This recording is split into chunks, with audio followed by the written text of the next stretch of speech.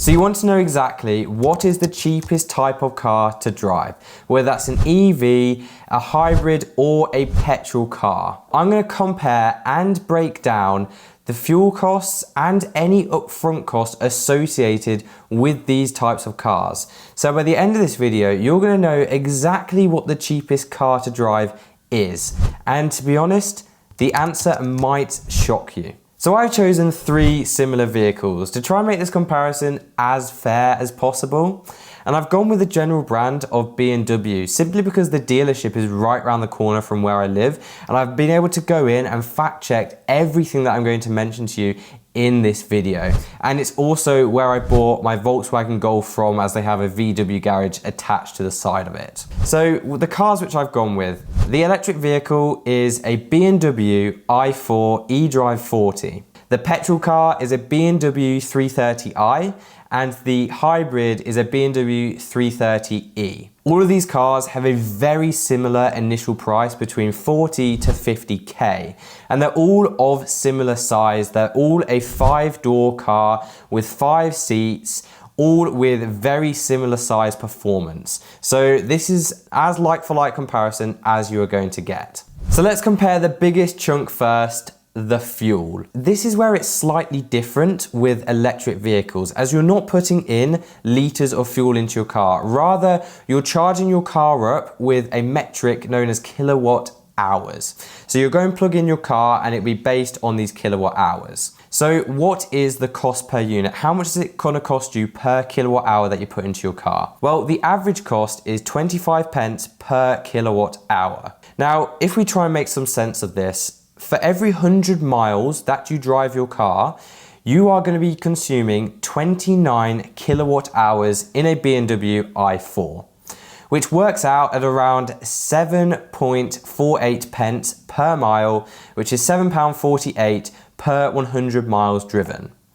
Now, in the UK, the average annual mileage is around 10,000 miles per year. So we're going to base our assumption on 10,000 miles per year. So an annual cost at £7.48 per 100 miles over an entire year with 10,000 annual miles works out at £748, which is so cheap. That works out at £62 per month.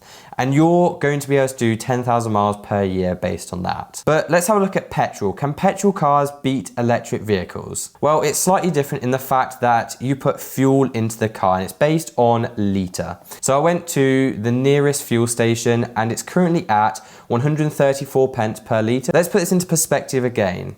So for every 100 miles that is driven by the BMW 330i, it's going to consume exactly 11.91 litres of fuel, which works out at 16 pence per mile, which is £16, 5 pence per 100 miles driven. Assuming that you're doing 10,000 miles per year, this worked out at a rather astonishing cost of £1,605 per year, which is more than double that of the electric vehicle. In fact, it's more than double that plus £200. Okay, so the petrol car didn't beat it. Can a hybrid beat an EV? This is where it gets slightly more confusing because a hybrid is a combination of litres and kilowatt hours. But bear with me for a second because it is a bit more simple than you think. So for a hybrid, you're putting in £1.34 per litre.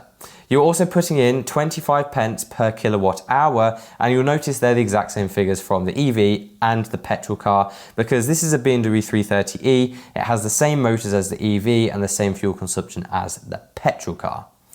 Now, to put this into perspective, for every 100 miles driven, it uses 35 kilowatts and it uses 1.5 litres of fuel, which is considerably less than the petrol, but slightly more than the EV. This works out as a combined cost of £11, 16 pence per 100 miles driven. So already it's sort of slap bang in the middle of the petrol and the EV. So using that 10,000 annual mileage as an assumption, this is going to cost you £1,116 per year, which doesn't quite beat the EV. It is in fact £400 more expensive. So Easily, the electric vehicle, that BMW i4, which I was talking about at the very start, absolutely wipes the floor with the petrol and the hybrid cars. However, and there's a big however, there are upfront and other additional costs involved in an EV, which may mean that you don't want to buy this car. So let's have a look at the additional costs. When you go to buy an electric vehicle, you also have to buy a charger and the installation for that EV. And this can range from £800 to £1,200. Now, I've done a bit of research and BMW themselves have told me this is £800. So let's go with that. Now, obviously for a petrol car and for a hybrid car, this is zero. So instantly, you're going to be winning on that front. Next comes the taxes, and this is where the EV begins to pull it back a little bit. So for the first year in taxes on a BMW i4, it's going to cost you £10. Now for the petrol car, the BMW 330i, this is going to cost you, wait for it, £195. Ridiculous. That's £185 more than the EV.